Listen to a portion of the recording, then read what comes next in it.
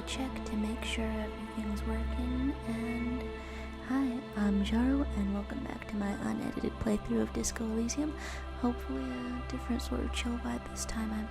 I don't know, actually I was taking a moment to look at the scene art over here, because I think it changed now that I'm on the coast, and also I never got a good look at the little lines over here, the little highways going out of the city, and it never seemed like this was a world that had, I don't know, roads going out of it, because it just seems like everyone here lives at a dead end. However, I don't know, is that the kind of thought that I'm taking in here? I don't know, might as well be one of them, because I wanted to see a little more of the fishing village, though I'm not quite sure. I think I read something that made me expect Joyce to be, I don't know, somewhere on this side of the coast, but I still haven't seen much of it, so I don't know where. I feel like there was something else. The sea's gonna calm down soon. I can feel it.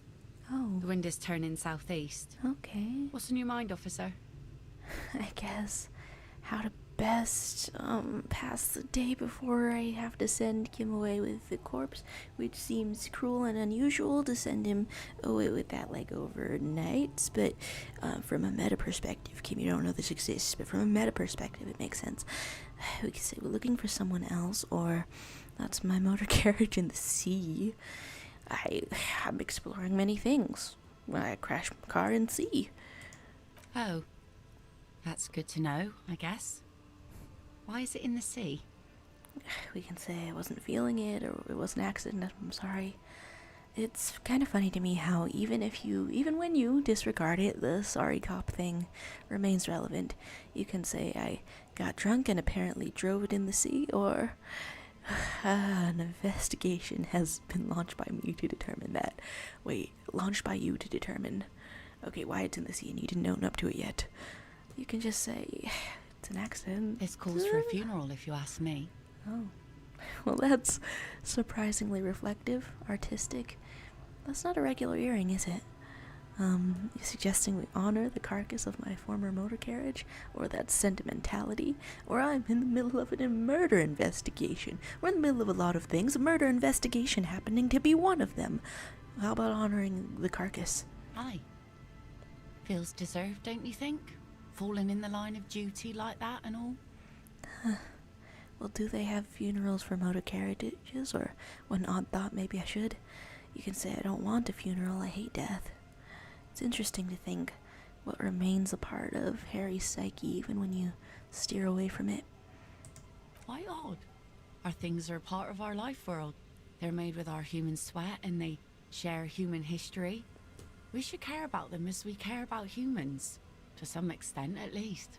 Well, now I feel guilty for my dogged pursuit of minimalism. We can say, alright, I'm in, but organizing a funeral takes a lot of time and effort, doesn't it? Or I don't get attached, definitely not to things. We're already in this. Acknowledge your attachments. Do something about them. Oh yeah? You won't even be able to get it out of the water before early June. And where are you going to bury it? Who to invite? What music to play at the wake? It's kind of funny to imagine all of that and you're just carting it off to a junkyard or scrapyard. But, you know, with flowers. Take it from someone who's been through a few funerals. It's easiest to just leave them there and let nature take care of it. I mean, that's really easy when the sea has claimed whatever you've lost. That's all we have time for right now anyway. Come back here in June and see how you feel about it then. It's not like it's going anywhere. Sympathetically in your narration, you do feel sentimental about the car, don't you?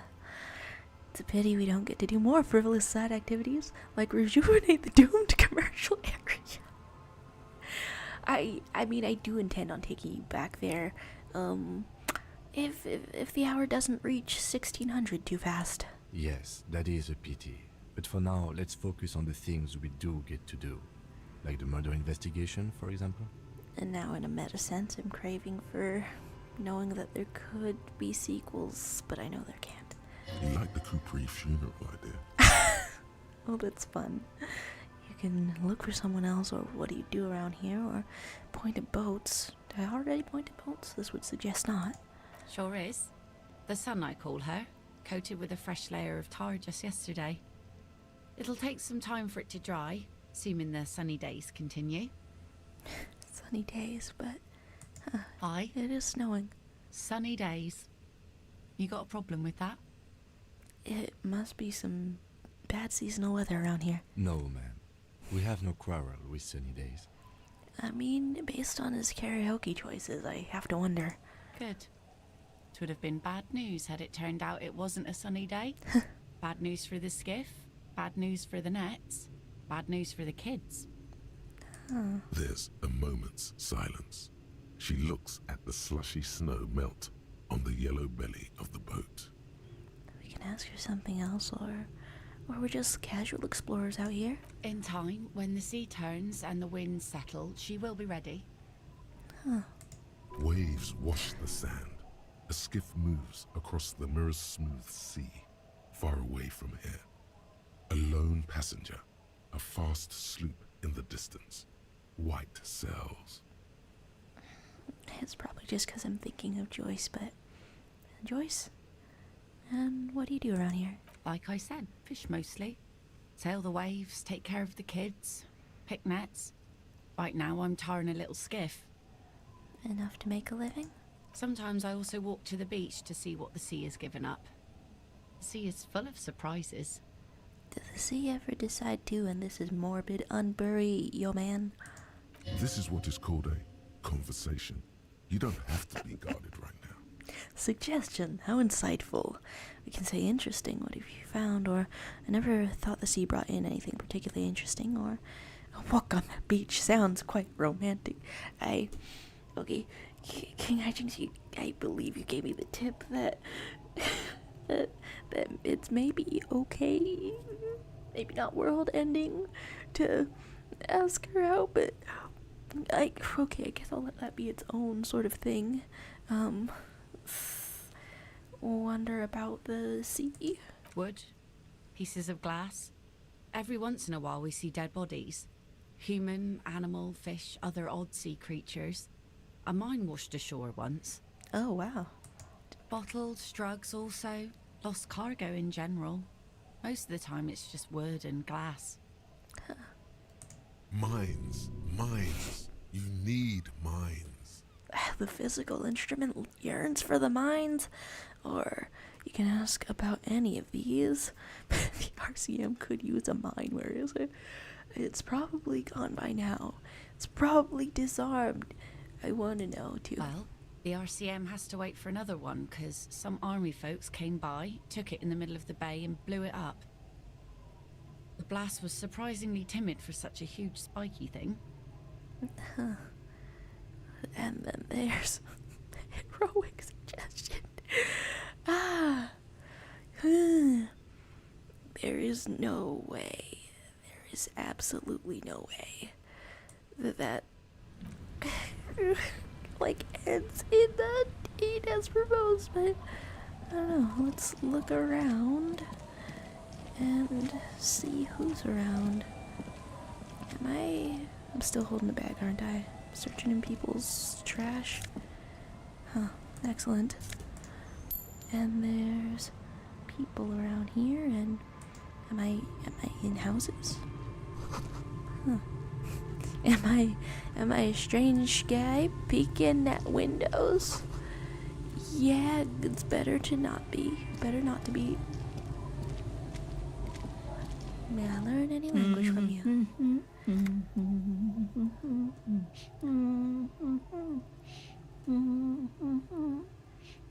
didn't think that would be anything I recognized. Ding, ding, dong. Ding, ding, dong. Welcome to the fishing village. Please lean in closer. I have cataracts. Oh, I mean, he didn't like his reflection before, so I don't know if he would want to. And you could say, if you can't see, how'd you know I was here? Well, listening, right?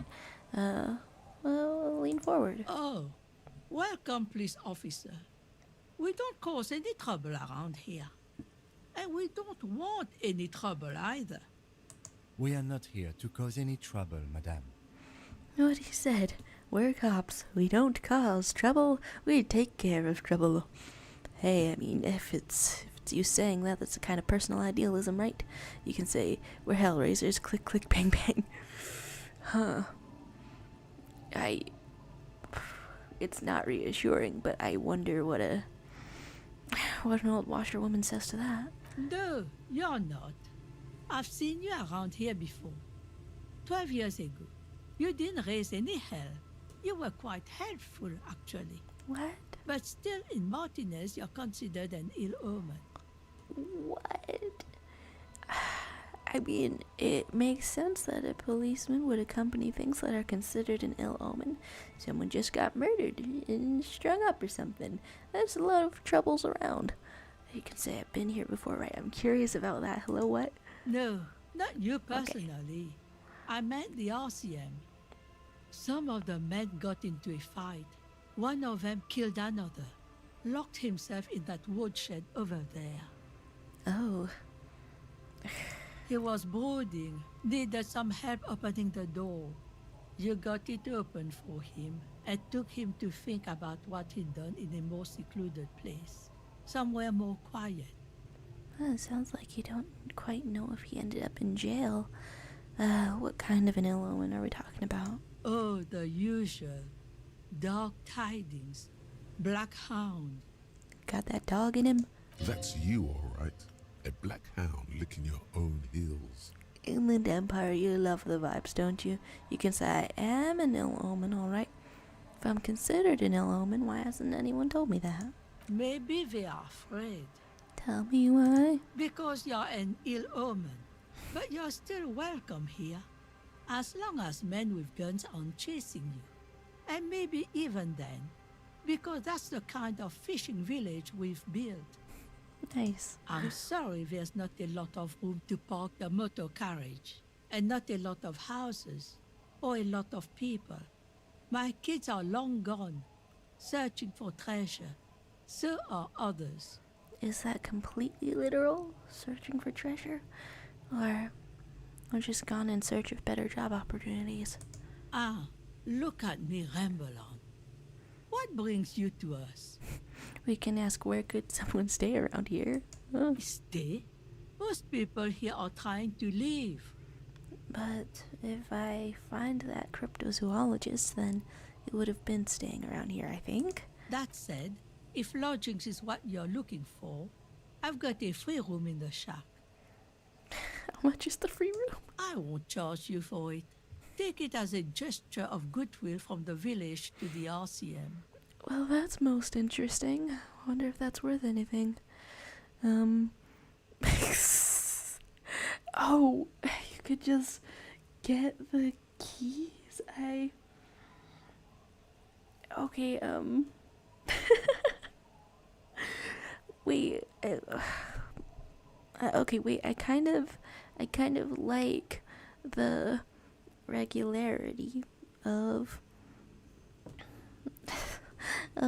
waking up, and then you go downstairs, and then you have your little chat with Kim if there's anything to chat about whatsoever.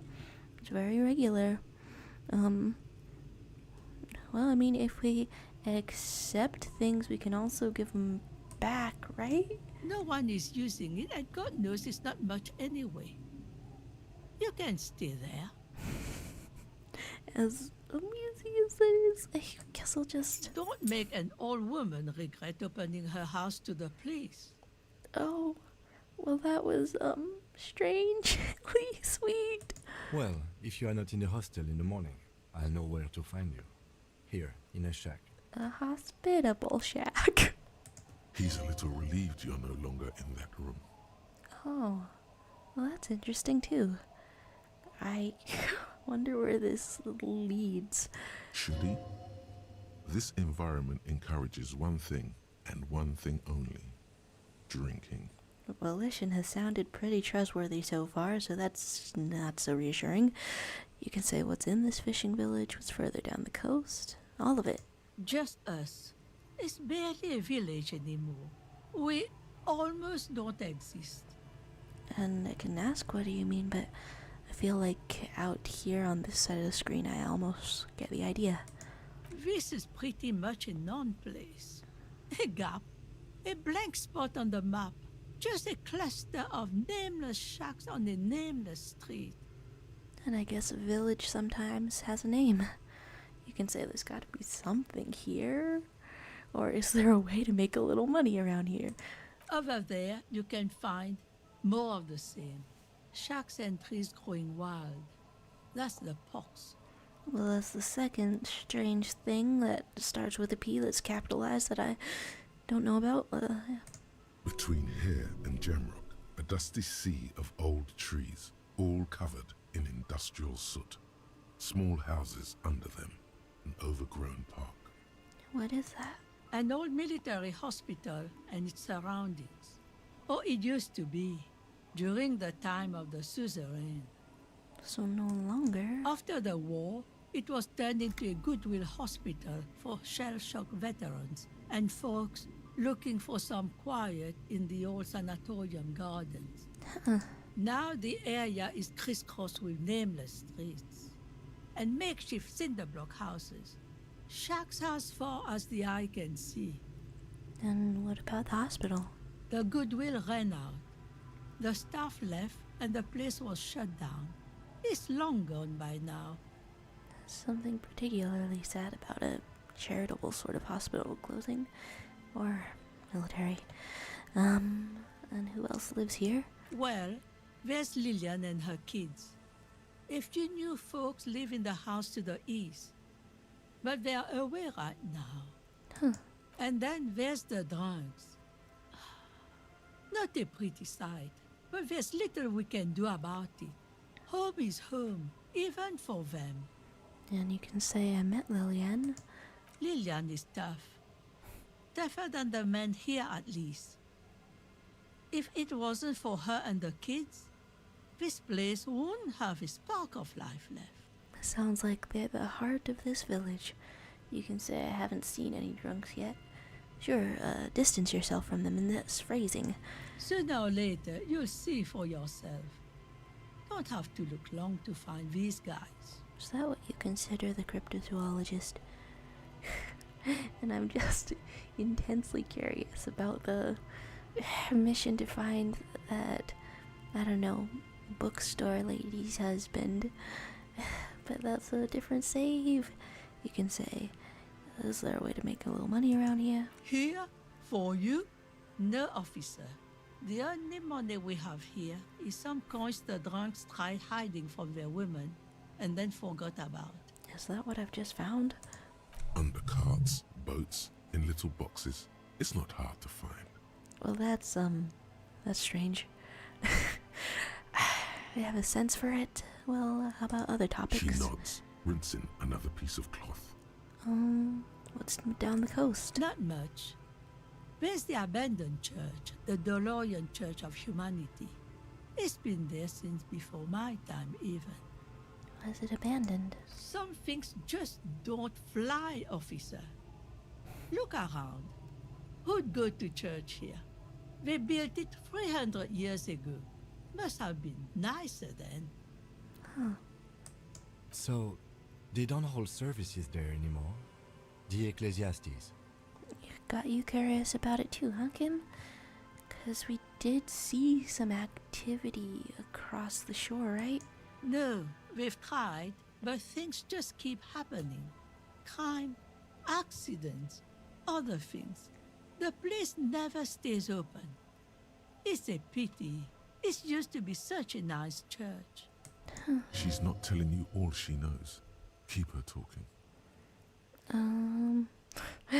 And is that first option, I get the feeling you're leaving stuff out. What else is going on? Is that convincing? Well, there's that music. Music from across the sea. It started a few days ago, and now it's blasting, even through the night. And that's what she was leaving out?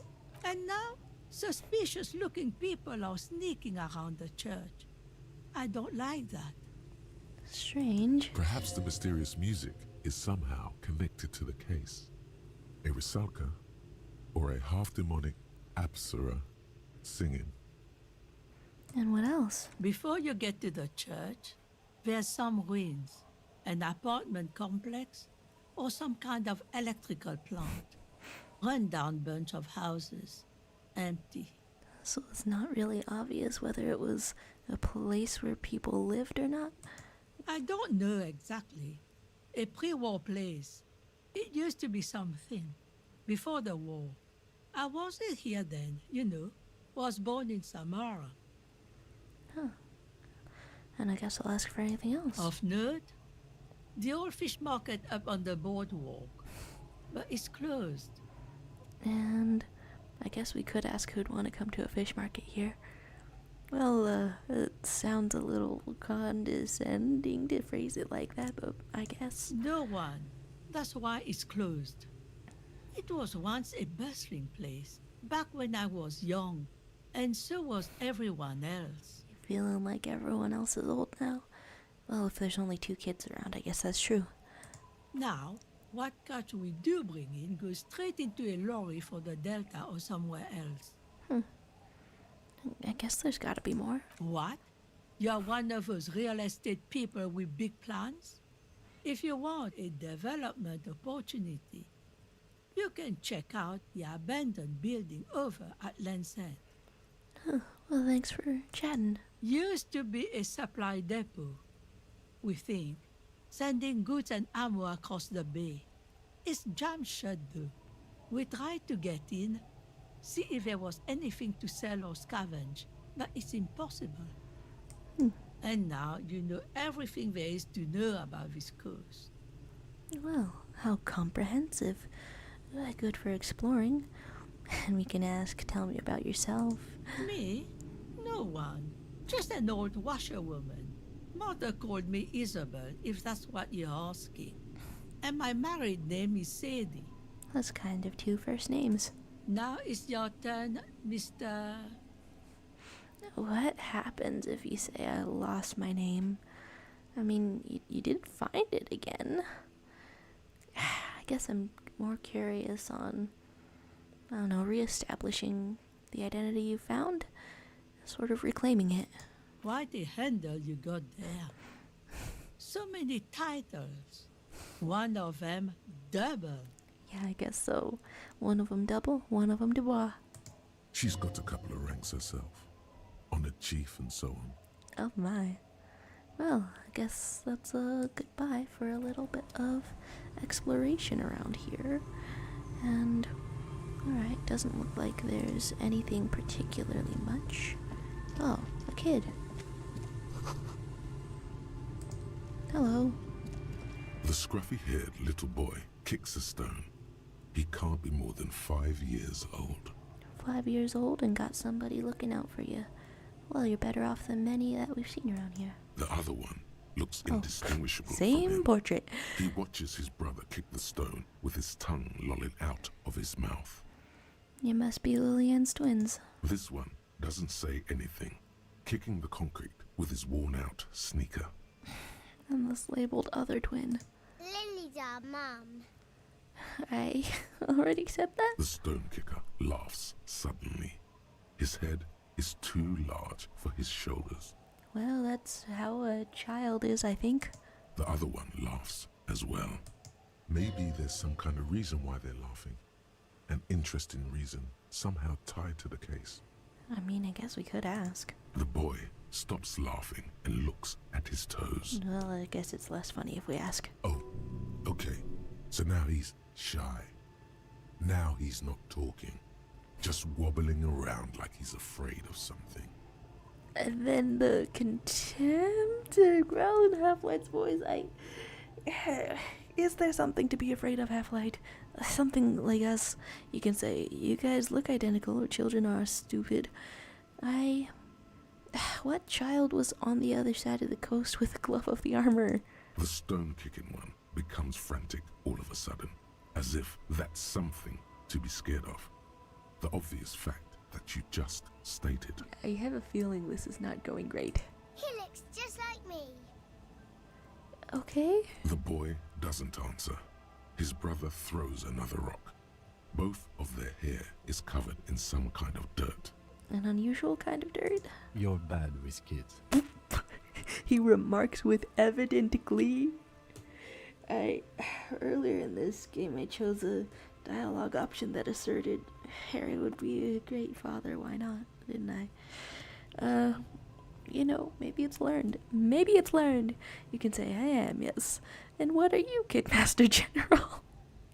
I want to know. What are you? Maybe I am. Now, how about some actual police work? We are not getting anything here. Do I want to insult the kids to their little faces? I guess just take care. Oh. Okay, then I'm kind of curious just what there is to inspect in general. Cozy, huh? And flower troughs, huh? Alright.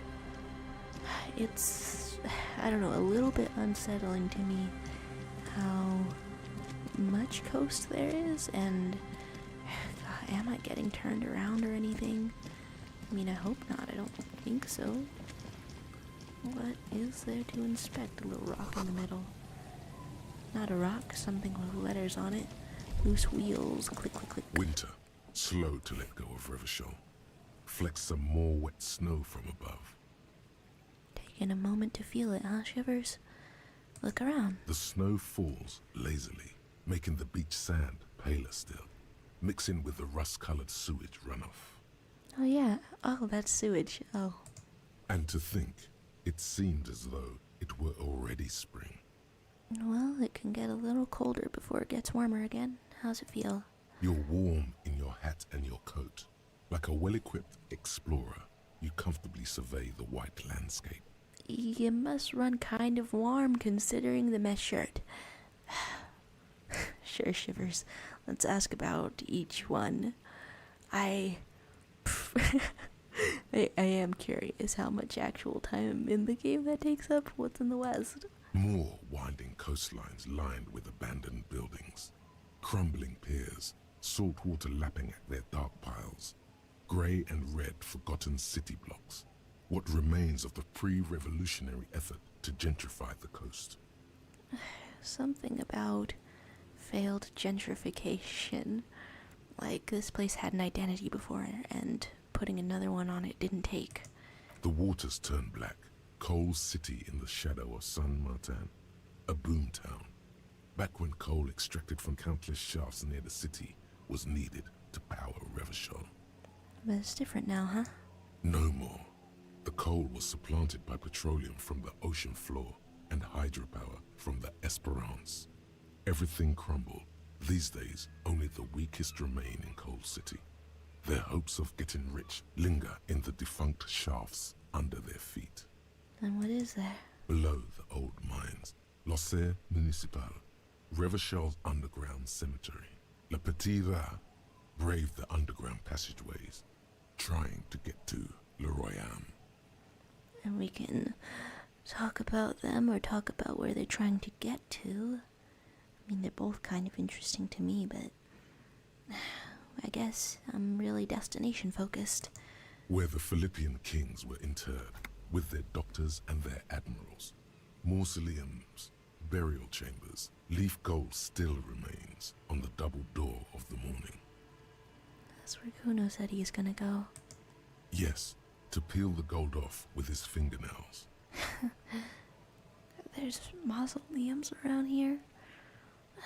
And what about Le Petit Rat? Children under 14, they go underground looking for artifacts to sell to foreign museums and for fabled relics. Their parents let them. They go deeper. Seems like you're kind of remembering things about the world in this roundabout way. Deeper. After rubies, melchiorite, lapis lazuli, plundered from Safle and Seol during the time of the suzerain. In the burial chambers of the kings, Grand Old Philip, Guillaume II, and even in the mausoleum of Philip the Opulent. Strange to think about. Mausoleums under your feet. 2 kilometers underground, in a winding shaft along whose walls mirrors have been placed, so that daylight may eternally fall upon the richest of all the kings. That's extremely deep. The mausoleum contains untold quantities of gold, and that special, purest of the pure magenta cocaine, favored by Revacholian royalty. Magenta. What? Did someone say untold quantities of cocaine? Nobody said that. Drop Electrochemistry. everything immediately and go looking for this ore. I know you want to crawl in the tunnels looking for a crumb of coke, but that's not what this is about. After rubies, Melchior, Just lapis the lazuli, monologue resuming. plum from sapphire and Sail during the time of the suzerain. In the burial chambers of the kings, Grand Old Philip, Guillaume II, and even in the mausoleum of Philip the Opulent. Well, I hope it wasn't a glitch that repeated twice. 2 kilometers underground, the mausoleum did someone say untold quantities of cocaine? Okay, so deeper is Drop when you everything immediately go into a and loop, go and looking I for chose this that one. ore. I guess you. Few petits rats return from the shafts. Even fewer find what they're looking for. A small child steps out of the black tunnel with silver trinkets in her pockets. I actually find some stuff here and there, huh? All around her, white snow on the extinguished coke furnaces and on the weather-worn shacks where fathers beat their sons after drinking. The snow melts on your fingers, turning to water. And the fact that we've seen Kuno's story now, it's more than just a hypothetical. And what's in the east? The canal you crossed to get here and beyond it. Martinez proper, the district the police forgot to police. There is laughter, lights, attempts at entrepreneurial activity, cynicism. We've met so much of that, huh? And... okay, so this interaction, like, canonically is Harry spacing out for a couple of minutes. Someone is scraping snow off their windshield at the roundabout, in the midst of which a statue of Philip III serves as a destination for grade school field trips and a fine perch for winter birds. And further? A fenced-off yard. There's a truck belonging to a logistics company parked next to the gate. Bright light from a building behind the fence reflects off its hood. How about the north? The abandoned church, one of 2 remaining stave churches, which were collectively called Les Sept Sœurs. The other 6 sisters were destroyed during the Revolution. Only 2 remain, huh? And what else? A serpentine strip of land weaving its way into the Martinez Inlet. Unfortunates on the run from the law, from themselves, sometimes hide out on nearby islets. Little dots in the ocean that are occasionally submerged when the tide is high and the weather foul. And what's on those? The remains of a camp on a jagged piece of rock, a tent, old dishes and cutlery, long since abandoned. A hermit crab scuttles among the debris, looking for a new shell. And if nobody is selling shells around here, they might just find one, huh? Further out, the lights burn bright on Resurrection, way beyond Martinez. A popular spa destination for ample-bodied Ozon kids with equally ample pockets. How about the other side of it? Then there's Ozon, but the snow falls too thick. You cannot see that far. Feels like you're remembering the world by touch or something. How about before that, before the curtains are drawn? What's with that phrasing? The Bay of Revachol, vastness, great depth, over 1,200 meters at its deepest. Water, air-brinier than here. It is crisscrossed by huge cargo ships bearing company logos, wild pines, Zam, Mauryan, and at the farthest reaches of the Bay of Revachol, the shadow of the coalition warship Archer, on perpetual patrol duty, ready to unleash artillery fire if you were to rise up against the market. You shudder. I kind of wonder if that's how everywhere that has a U.S. military base feels about it. I guess that would make sense. What's in the south? The raised motorway, 881, separating Martinez from Jamrock. Vehicles whoosh past one another day and night, while those who reside in the labyrinthine alleyways beneath the motorway attempt to carry on with their lives in the snow and the slush. And south of the 881 is the Pox. Can I know more about that? What is it? Was once a park, a place for reflection and recuperation for the patients of the old military hospital. In the 20s, it was used as a quarantine center during a measles outbreak that killed many children. Most everyone has avoided the hospital and surrounding park ever since. So, is it sort of a pun because it sounds a little bit like park? Pox. Ugh. The Pox is completely wild now. Evergreen thickets covered in snow and industrial dust. Feral dogs and even wolves roaming in packs. The police try to keep the deepest corners cordoned off. But still? Heavy drug users do slip through and hole up in the old military hospital, hoping to find something to get high on among the hastily abandoned supplies, or just to overdose in peace. Peaceful, is it? How about further south? A line of motor garages with armored carapaces hunched in the cold. A mechanic is hard at work, patching up bullet holes in the side of a Capri 40. These are the garages of Precinct 41. Snow settles on the roof of the repurposed silk mill. It serves as your station.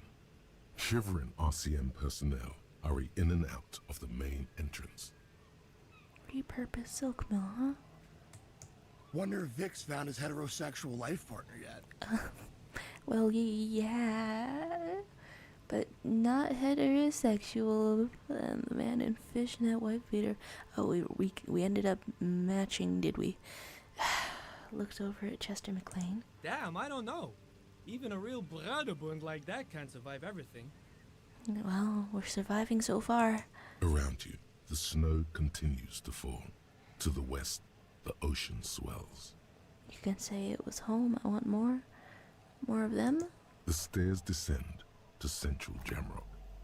A man named Cooklove has a snow-covered stall there, in the market across the bridge. He sells kebab infested with fly larvae to your colleagues who believe eating it will make them immune to food poisoning. Like he had the opportunity to take the fly larva out and then chose to leave it in. I mean, I know that sometimes maggots can be used medically to remove deceased flesh, but I don't know that is that edible? Okay, there's no need to actually question that. Snow falls on the utility district, the library, the florist, the Sarah Mauritian restaurant that offers homemade wine. Homemade, huh? And also on the brothels and drug dens and the chop shops of the Zemliaki. Real familiar with West, huh? All of this built around a lake that formed in a meteorite strike. Wow. At the center of this lake, there is a little ship. There are lights at the bottom of its hull. They are lights directed toward the seafloor, looking for something, like whiskers. It's like an active ship? Or... because when you say ship at the bottom of it, it seems sunken, but if the lights are still on, is that an error, or... what's it looking for?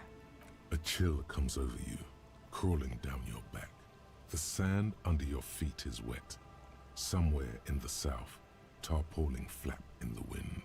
For a second, I thought that I still forgot to put on your shoes, but no, you're in the funny boots. How about above and below? More coalition aerostatics. Occasionally, lights flash as they maneuver through the falling snow. One large airship carries crates in its belly. Below? Layer upon layer of sand, poisoned with industrial runoff. The storm drainage, hidden bunkers. Rats scuttle. Got any secrets of the sand? Am I talking directly to the wind? Tell me a secret. Someone stuffed a big old polar anorak into a concrete pipe under the boardwalk. It would keep you warm. You would probably never happen across it. But who knows? I'm really curious about that. I wasn't sure if that was going to be some kind of a I don't know, some kind of metaphysical feeling, or something that you can find as a person who's scavenging in the game. Well, I guess after a full 15 minutes of staring, you stomp your feet. We should keep moving. Who knows when the snow will let up. Yeah, it was quite the pause. Quite the pause indeed. I mean, moving, but also looking at wheels, looking at everything, looking at your own shoe that you put on around here. Well, after zooming out that much, it feels a little bit... Oh, quick travel unlocked. Every time there's a new location, huh? How quick exactly? Because it seems that, when you're walking around, at least, the time doesn't tend to elapse. Ooh. Oh. You know why someone smashed that phone? I don't know what's up here, what's around here. And smashing both of those little phone things. Here's wires, and what are you? And listening to the electricity. Is this one of those abandoned zones? Huh. A little bit of a tent, a little bit of a camp. Coin-operated weighing machine. And a tarp that's been painted red. And Megapino's prescription lenses, huh? +2 to encyclopedia. That's strangely, strangely specific. Why is that in a different color? I actually haven't gotten the hang of that so far. Postcards, huh? I mean, despite having the keys, I'm still not entirely sure whether to continue being in the hostel and looking for things to pawn about it or not. Okay, how far over does that go? In which case, would I want to grab whatever this is first? I'm really curious if we run out of inventory space. Someone has left an unidentifiable article of clothing on this railing. It smells really bad. How bad? Corpse bad? You can touch it. The cloth, if you can still call it that, makes a soft crunching sound as you thrust your finger into it. It might as well still be the corpse finger that we're walking around with, huh? Take a closer look. It's streaked with dried seagull shit and tangled with pieces of seaweed. A dangling arm suggests that there might be a jacket beneath the crust of filth.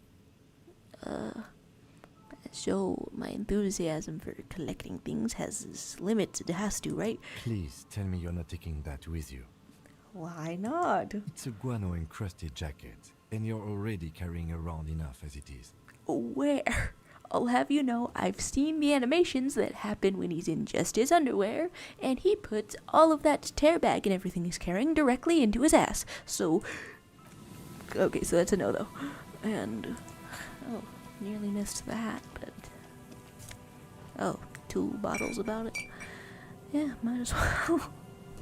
Might as well clean it up. And there's is this part of the map double the other side of the map? Keeping all of this around, taking people's money. Hello, this has been involuntary and surprise taxation. And, well, okay, and missing a bit of a thought. And if I walk on the same path, do I get a different thought from electrochemistry. And The smell, it's awful and familiar. isn't it just the rotting fish, or it is awful? It doesn't help. You can still smell it. Keep it in now. Don't overreact. Breathe. How familiar. What is it? Don't you recognize it? That hideous pungency, that faintly cloying sweetness. Only death smells like that. Something cold wakes in the pit of your stomach. Fear. Scared of it, huh? But the fear isn't always accurate. How about it? Kim, what is it? The lieutenant has already brought a handkerchief to his nose. Eyes up, detective. Something's not right here. Oh, the fear isn't always right, but then if you're corroborating it, that's suddenly tense. Something out there in the water? And what exactly was... There's bullets, there's tapes, there's tools, anything? Speed bottle. I can't quite remember if that... Flashlight? Is that something... Why was this jumping around a little? Fuel canisters and... Okay, I'm not quite sure. But now I've got a little light about it. Anything?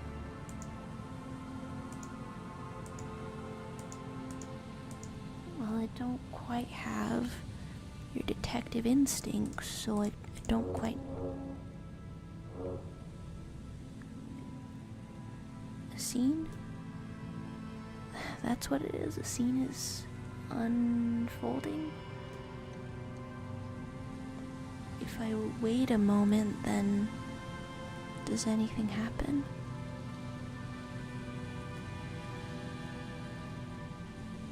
I can't tell what level of patience or impatience is warranted. Oh, I can move like this. And what do we see? A limit to how far you can look, it seems like that. And the path. And people. And I've still got the flashlight and I can see that wobbling around.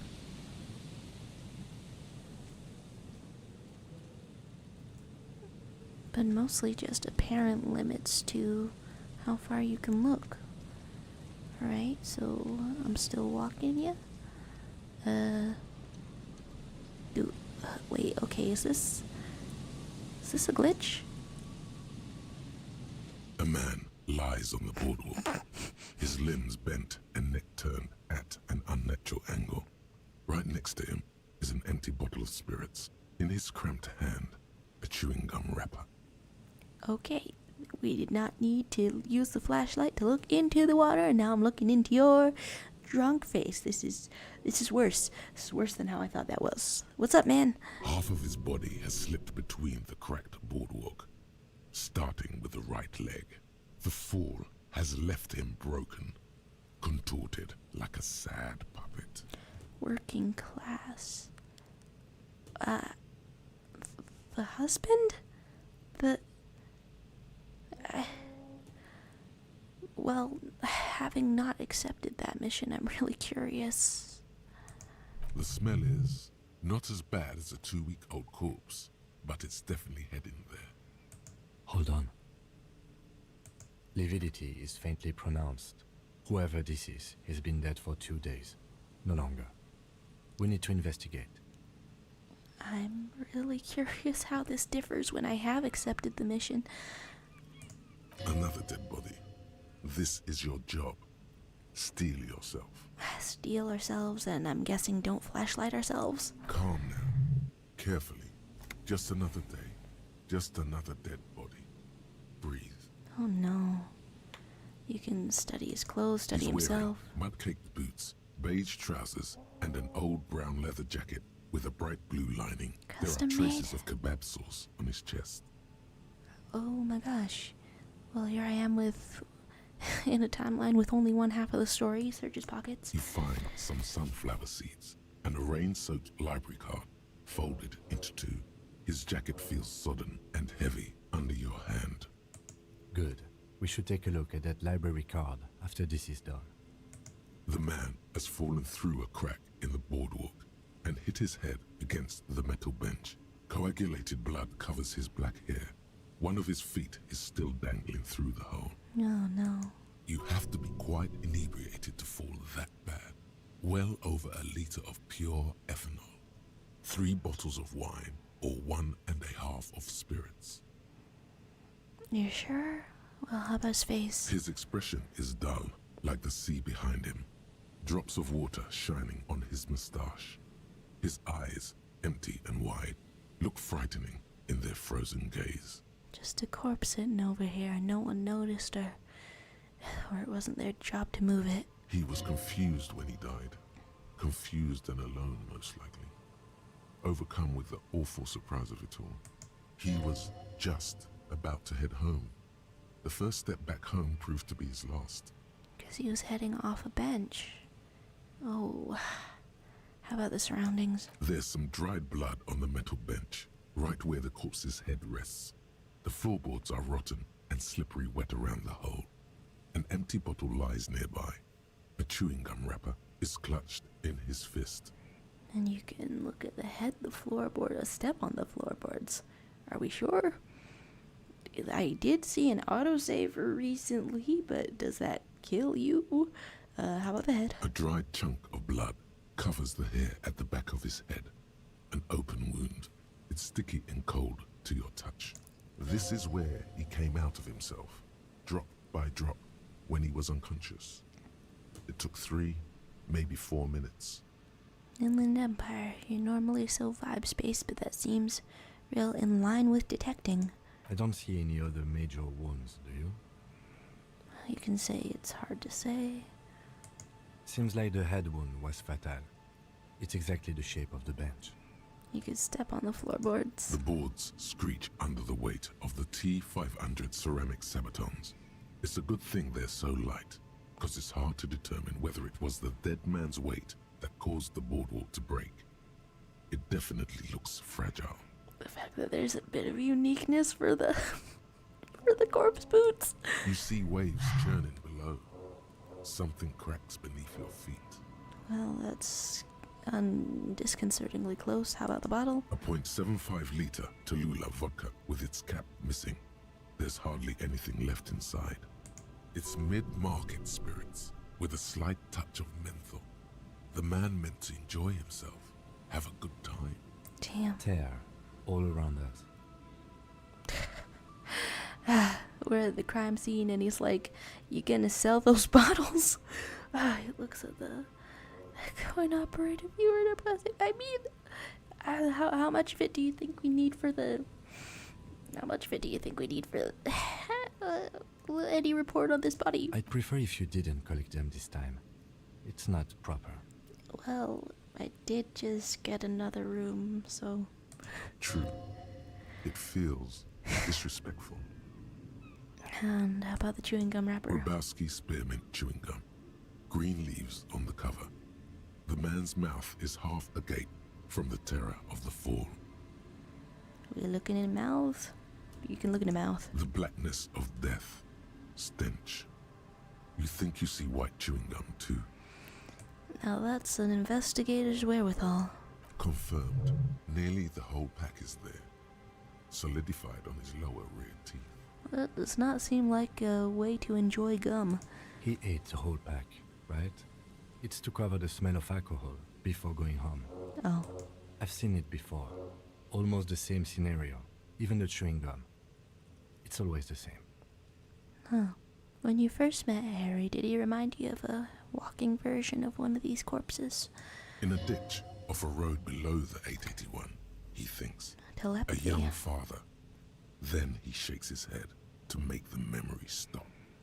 Looks like that's The everything. entire boardwalk creaks in the wind as you take a step back. Who is he? Looks like one of the locals. He'd have to know this spot to come here. You don't just walk over here. I guess so. But that's just a lazy assumption. What do you think? At least this man knew how to party. Electrochemistry, I Imagine the swear. same scene without the bottle. Now that would be just sad. Okay, maybe. Okay, not to be convinced by you or anything. This is an omen, a sign from above that you need to stop drinking. Inland Empire, huh? And there's several bits of denial, but I don't know, go with the first one. I could have ended up dead. Well, at least you're not married. I'm really curious how this changes if we think that it's that lady's husband. Or what if you are? Married to your drink, that's for sure. Well, at least you don't sound happy about it just this time, I think. But let's try to not run ahead. For now, all we know is that he's an unidentified middle-aged man found dead on the Martinez boardwalk. What happened? Death by misadventure. He slipped and fell through the boardwalk. A truly unfortunate accident. If it wouldn't have been for that bench, he'd be alive. Dang. And you could ask if it's related to the lynching, or was he drunk? I mean, I think so, yeah. No, I don't see anything that points in that direction. For now, let's treat this case as a simple, albeit sad, accident, unrelated to the murder case. Unrelated to the murder case. Yes, but what if there's a killer on the loose? 2 suspicious deaths in such a short time frame. 1 suspicious death, 1 unsuspicious death in the same time frame. Yeah, sequence killer. Or you're right, connecting it is a stretch. I don't know, I've insisted on many cockamamie ideas. You can just say it's a stretch sometimes. Without any further evidence, yes. You can ask about drunkenness. Oh, yes. Alcohol poisoning and liver failure, how about it? Some symptoms of acute alcohol poisoning could have definitely played a role here. Severe confusion, respiratory depression, unpredictable behavior. But I think that death arrived through head trauma, not liver failure. And we can inquire about the kebab. What about it? The deceased ate some kebab. It's probably from a nearby place, maybe in the parks. And someone should be held responsible for this broken boardwalk. Well, I don't know, the most efficient thing to do would be to put up a little sign. Maybe a picture of this guy. That could be disrespectful as well. But it would maybe stop other people from coming out here, and isn't that worth more? They'll seal this place off after the news reaches the coalition officials. I doubt that they have enough resources to actually repair the boardwalk. Knock it down, maybe? Not that sealing it off would keep anyone away. All it does is keep the city council's hands clean. I mean, it sounds like we personally need to put a picture of him up then. For all the good it would do. It does seem to be a pretty straightforward misadventure. Although there's still a question of identifying the body. And what do we do? From where I stand, I can see 2 options. We either take the case and follow the leads to identify the body on our own, or we report back to the station and leave this for our colleagues to handle. And you can say, what about field autopsy?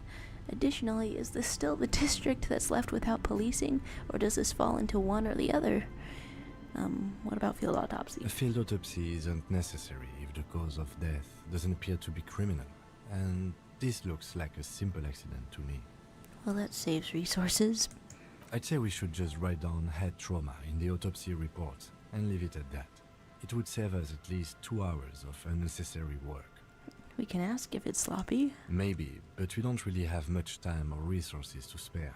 The guys at processing will take care of the rest. And you can take the case, leave it for the station, or return to solve later. I mean, does taking it take it like right now? Because I'm curious about many things. Huh. I mean, I guess we could decide No then. need to rush. I guess he stays dead as ever. Why did the camera dash over to the side over here? That honestly had me incredibly confused for a couple of minutes. And is it gonna stay like that? How do I fix that? Because,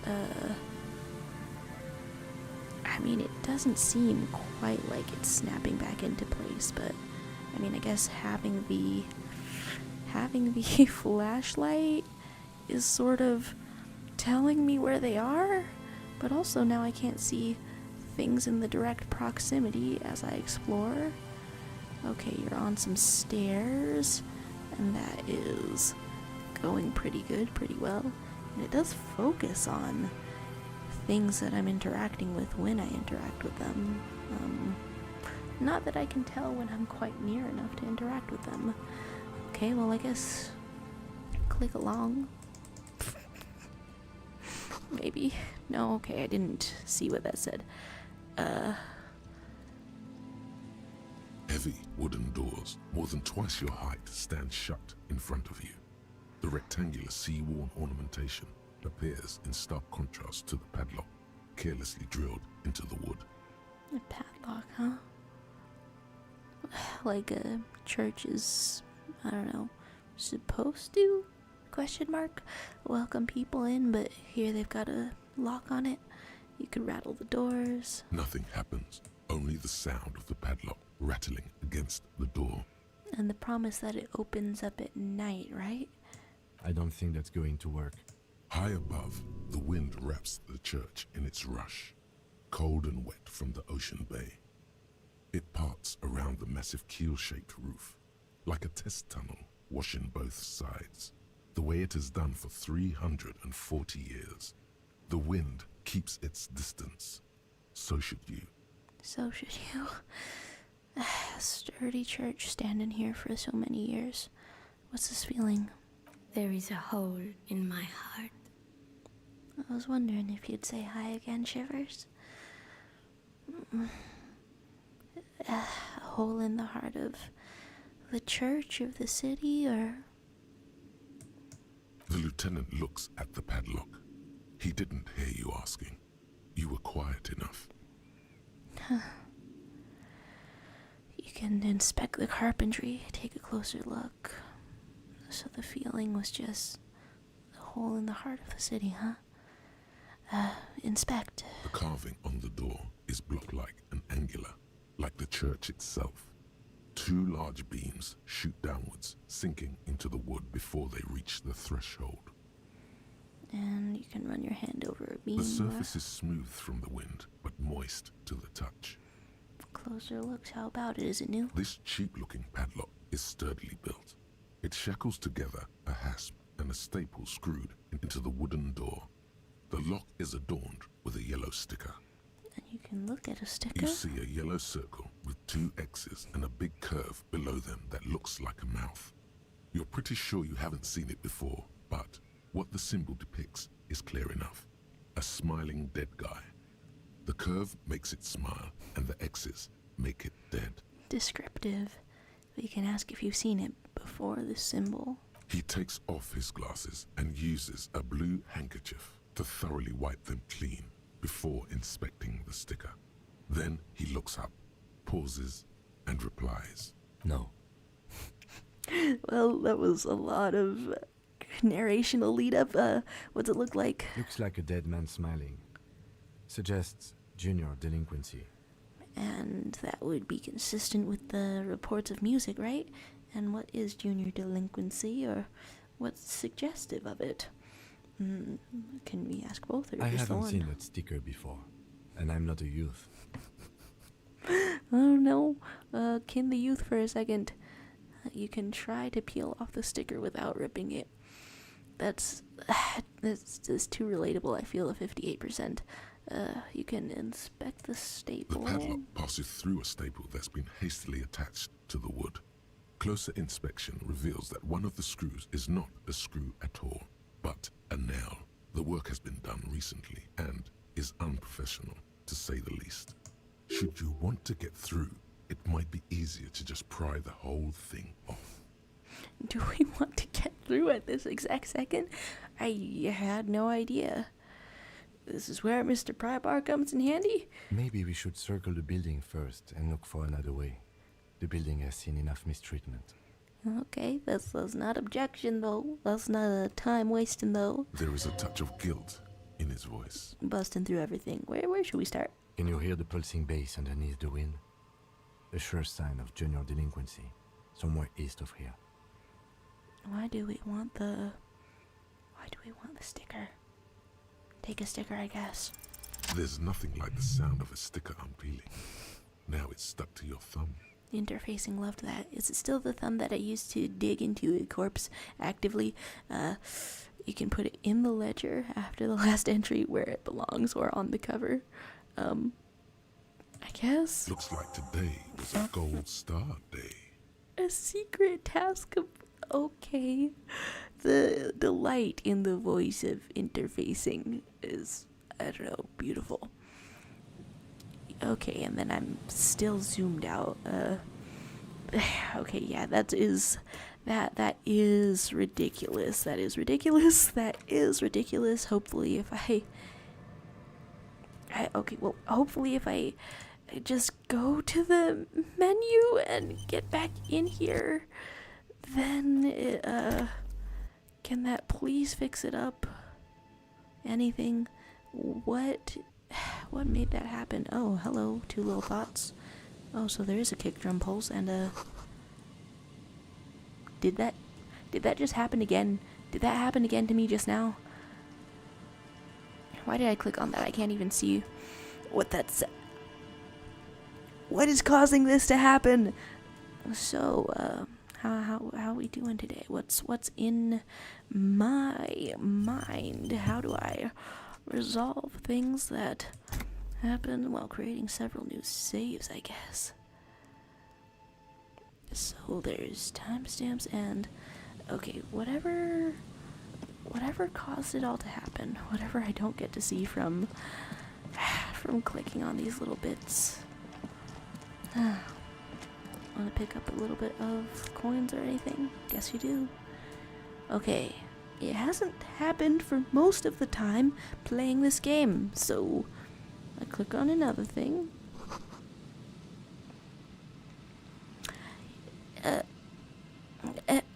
Every little thing I do is tragic. Okay, usually unedited, but what happens if I restart the whole game? Oh my god. Okay, let's restart. Okay. Kind of awkwardly zoomed out. I am back. Please tell me that I'm back. What a fun place for a church to be, partially on stilts, huh? And then, like, spoiler-wise, the fan art that I've seen around these areas suggests that there is a chance I could boogie down in the church, you know? Hopefully none of that camera weirdness happens again. Man, I wonder what sequence of events caused that to start malfunctioning. Alright, here is the other part of a building, but since this is top-down exploration, going around the building isn't really that much of an option.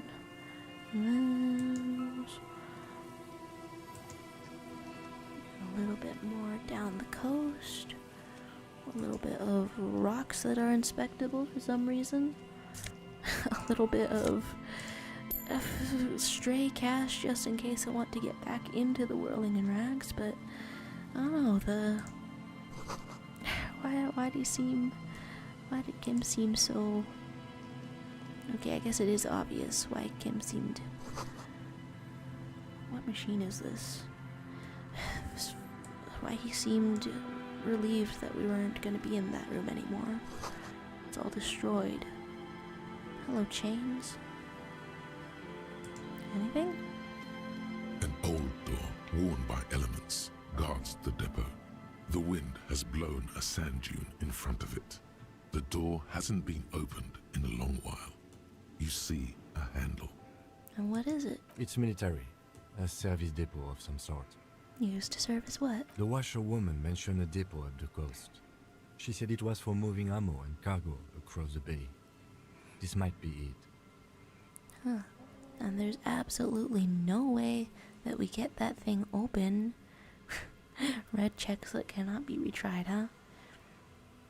There's absolutely, positively no way, but I guess I stay curious what the failure looks like. We had that a little bit of a plus to interface. I don't think that any of these other things did that as well. Oh, but there were half-light sort of gloves. And I don't think that the pry bar or chain cutters are relevant either. Huh. But the fact that worn by elements, nothing, guards absolutely the depot. nothing. The wind has blown a sand dune in front of it. The door hasn't been opened in a long while. You see a handle. Well, I'm curious what the failures look like. You rattle the handle a bit, then push on the door with all your weight. It does not budge. Not only is it locked, it's also jammed shut. Locked and jammed. I mean, that sounds like the door to my grandparents' house, but ask how we can get in there. We don't get in there. What do you mean we get into everywhere? Frankly, you're just going to have to accept the fact that you can't get in through every single door. Okay.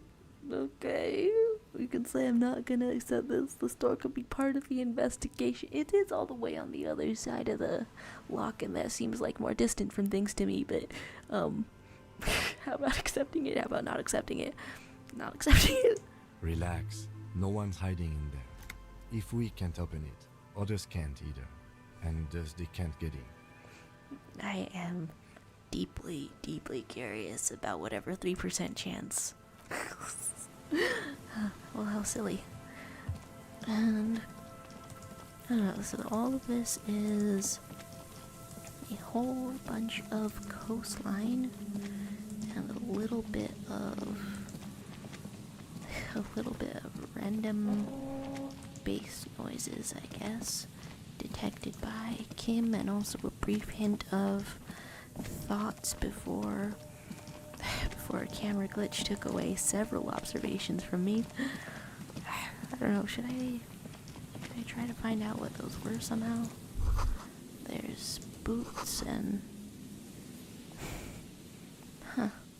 and taking note of a possibly important brand of whatever's going on. There's campfires and a water tower and... Okay, is this maybe all of the coast? All of the map? All of a radio relay tower? Well, it's kind of good that you're not climbing every ladder that you come across. A scarf. Huh. I still haven't gotten the necktie, have I? There's little inlets out and around. And... okay, so... I kind of wonder about fast travel, but also I don't totally remember. Map. Yeah. Okay, does this let me go around? There's white checks and things that we could try some more. Huh. Well, that's a map of things that we could possibly do, but not a map of places where I am going. Huh. Looking around at your various thoughts. Is there anything I want to unlock? I mean, I don't think that I can unlock more things, but there are things that one could level up around here. I don't know, that's pretty good. But I guess I would save that for encountering a specific check. Alright. And... okay. Pressing every single button in an attempt to know that I'm not missing a fast travel. So, no, that's where I was.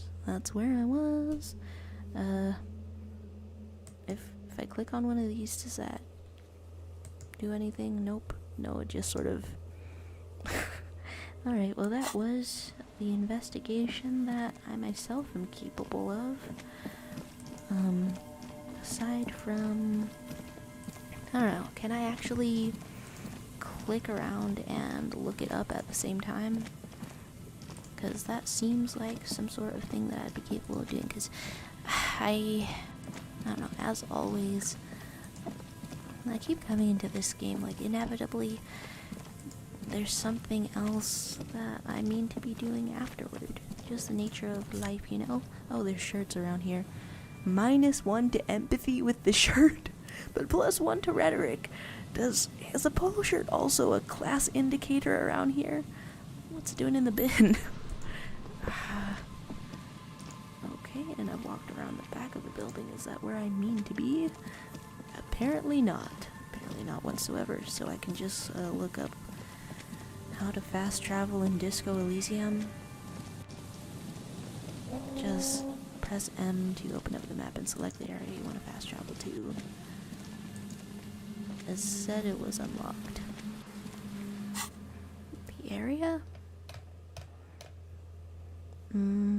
Church doors, cargo container door.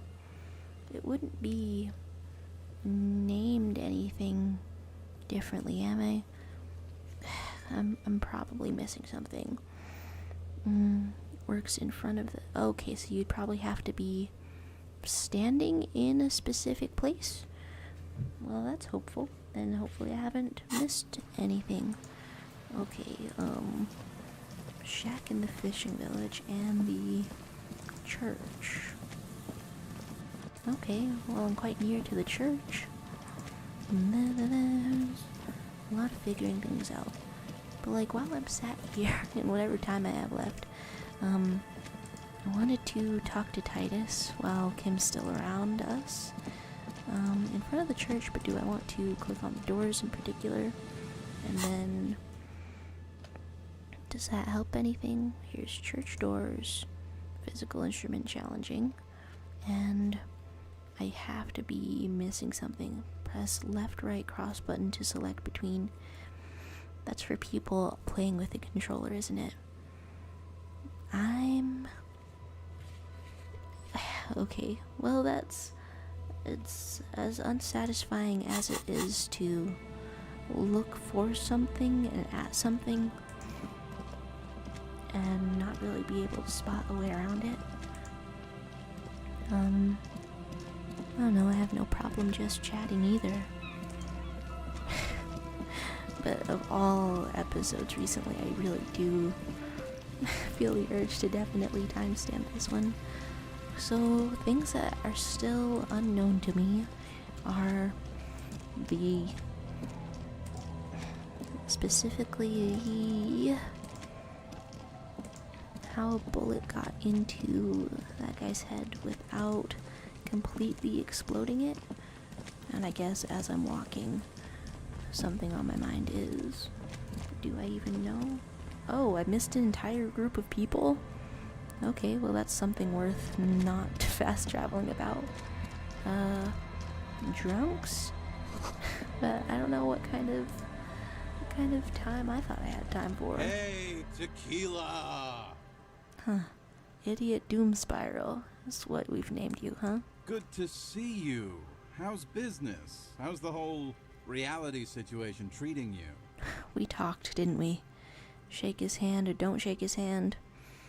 I mean, shaking his hand could just be friendliness, not going back to your old ways. So what's happening? Wait, tequila? Yeah, Tequila Sunset. How are the, high-concept, reality-based adventures proceeding? Well, I can't figure out how to fast travel, Idiot Doom Spiral. Good. These people know your true name. Looks like it has preceded you, Mr. Sunset. More on that later. Mr. Sunset. I mean, you're allowed to rename yourself if it fits better. You can say 50-year losing streak. That's harsh. I'm like 3 or maybe 4 years into mine. Wait, no. Make it 5. Crazy how all the years are just kind of 1 year. Things aren't going super well for Idiot Doom Spiral either. Oh, you named yourself that. Haven't found those keys yet, haven't won that great piece of ass back. No word from my business buddies. Well, This guy's your buddy. You feel it immediately. You belong to an organization, a fraternity of drunks. can ask what they're doing here. We are saving the world. Well, how fun. Please don't go. Hello, very old man. Go. Old man in a pipe. Okay, we're drinking. We're drinking alcohol. That's what we're doing. I tried to save the world once, a long time ago, with enterprise, creativity, and willpower. But that didn't work out. Sounds to me like the same voice actor as your smoker on the balcony. So now, it's a pirate's life for me. And what's a tequila sunrise? It's you. Sunset. Your Tequila Sunset. How do you know? We've met before. Don't you remember? Nope. Aha. Do you want to know how Tequila Sunset came to be? There's a story behind it? I mean, okay. Tequila Sunset. Something ominous there. Well, that is sort of what you call the ending of a day. You can say maybe it fills me with foreboding. Or go ahead. You think you feel bad now. Wait till you've heard the story. Well, I mean, we have a little bit of morale charges on hand. No. You need the wisdom. You're going back and forth on this Inland Empire? Go ahead. Let me take a sip to moisten up my cords. Looks like it's kind of meandering. Tequila Sunset. Hey, let's not jump ahead of ourselves. This is your story. Stop interrupting. I haven't done that much. I wonder how many have a reaction to that. You got here on Friday to solve a case, hoping to be the early bird who gets the worm. And by the worm, I mean the buzz. Because as far as I know, all you did was get piss drunk. Word on the street is you went around the local hostel telling people that you're a police officer, and that it would be really fucked up if you shot yourself in the head right in front of them. That's pretty high concept, if you ask me. High concept, huh? You talking like an artist. Does that sound like something you'd do? Yeah, probably. Well, you already talked to, well, the nice waitress you harassed. The lieutenant's brow is furrowed. He's listening as casually as he can. Hello. Everybody witnessing me. You can say what happened. It was a late Saturday night when we, the Union of Moribund Alcoholics, were getting our drink on. Getting our Nothing drink remarkable on. about this. We get our drink on 24/7. Makes everything warm and glowy. I trust you know the feeling. One moment we hear the sound of a motor carriage revving up somewhere on the plaza, followed by a series of dings and bangs. Crash in your car. Do you remember the sound of wood cracking? The billboard. Drunk driving, huh? Naturally, loud noises pique the interest of anybody owning a pair of ears. That's just the reality we're in. Somehow the way you phrase that reminds me of the start of Pride and Prejudice. You can say naturally. Anyway, there was a brief silence. A gasp of silence, if you will. Followed by a real commotion. We heard the carriage careening towards the coast at top speed. How'd you even make it over the waterlock? Sounded like someone jumped the canal. We grabbed our brewskis and rushed to the jetty. Never underestimate the speed of an alcoholic. Sure, never. What we saw was a sight to behold. A beat-up police carriage containing you. Right there on the beach. You revved the engine and screamed at the top of your lungs, "The time hath come!" Oh my god. So, naturally, being the curious cat I am, I asked what time hath come. To which you replied, Do we know? "The time hath come for Tequila Sunset, the end of all things."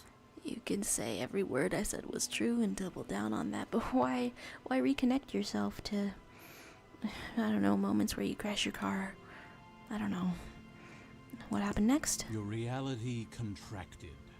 You jammed the pedal, plowed right off the jetty, and through the ice. Well, Your hands cramp on the steering levers.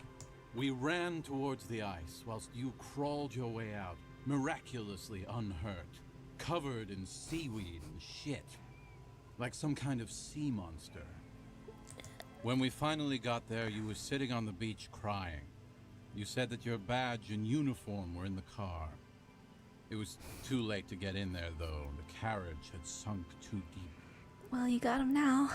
Recognizing a brother in need, we offered our condolences and invited you to party with us, which you naturally agreed to. Oh my god. What else was there to do? Thank you, brothers, for your helping hand. So, two of your internal traits are for camaraderie in a way. We asked about the whole Tequila Sunset thing, and you told us it was your name now, and insisted that we all call you that from then on. Tequila Sunset the Cop, huh? An event or a name sounds pretty good. I'm not sure. I think you were the event. Tequila Sunset. You know, as opposed to a tequila sunrise, which is long gone. So you're saying that he's the end of all things? You can say sounds pretty good or your real name. I don't know, why not? No, that's just what your mother called you. Your real name is Tequila Sunset. Just embrace it, brother. It's kind of funny how they're the second people on this side of the coastline to distinguish between the name that their mother gave them and other things. Well, how long did we... Hours. It was an all-night drink-a-thon.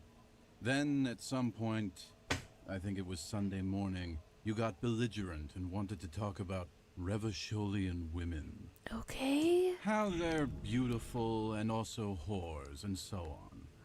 How one of them fucked you real bad. Okay. After a short while, you crossed the event horizon, looked sullen, got up, and left without saying anything. You've got a great memory for a drunk.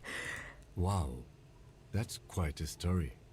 Kim, now you know too high. Yeah, I bet Tequila's a fucking legend around the precinct. You must be proud to work with him. Well, maybe not at this exact moment, but maybe a couple of the other moments that are not this one. If you only knew. Yay. You can say, did I tell you anything specific about the person? I didn't expect that I'd be here for a minute, but, what about him? You were pretty vague about it, but you kept saying you got fucked real hard, and that we've all been fucked too. Okay. Please, don't open that door. Inland Empire. Not just morale, but health. No one's fucked me. I do the fucking around here. Hello, Rosemary. Abigail. You're doing badly. It seemed pretty painful, to be honest with you. If I had to guess, I'd say you're still working through some shit. Anything else lost? Beside your gun and your badge? Oh, we You told said him. something about your hope or heart or something.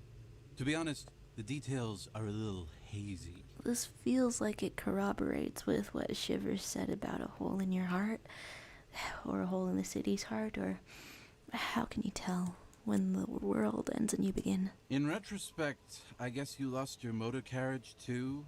That's a big one. Well, you're being very cooperative around here, thanks. How about colleagues? You told us that they were a bunch of fucking losers whose main interest was cramping your style. Fascinating. It's more like you were cramping theirs. Thanks, empathy. No specifics, though. It was more about you that night. You were the star of the show. Well, now I feel a little bit worse for choosing superstar options at first. How about the case? Yeah, you said it was no biggie and that you'd solve it in no time. And that you didn't need anyone to do it. You're doing it solo now. Did we come to this area, to this case, with your original partner? Was it John or something? A lot of cops go solo and hermit once they reach that level of alcoholism. So you've seen it a lot, huh? It's not meant as a joke. He's sorry for the hermit cop.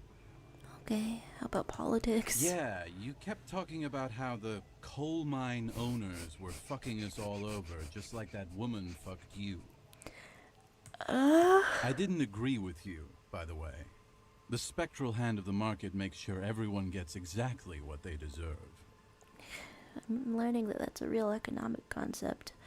The invisible hand or whatever the hell. Did you get a read on what kind of cop I was? You kept apologizing for being such a bad cop, and for the damage you've inflicted on everyone around you. Well, we're really sorry, cop, aren't we? You also kept pausing to knock the heel of your hand against your temples, saying, "Stupid, stupid, stupid." Okay, and then the intonation. I guess that's it. It's a hard thing for a man to confront his past. That's why I avoid mine at all costs. Well, thanks for helping someone else confront theirs, I guess. You seem characterized by your storytelling ability. Want to tell me another sometime? Whoop-de-doo.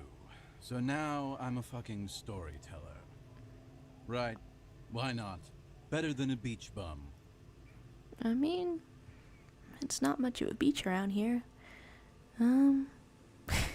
And you can turn your back on stories for a lifetime? Why don't we have more casual goodbyes? I mean, I want a casual It's goodbye. what you almost say, but the words choke in your throat.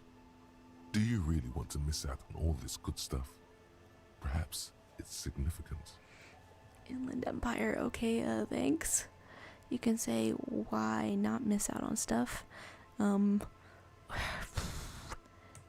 Exactly. So you know what to say.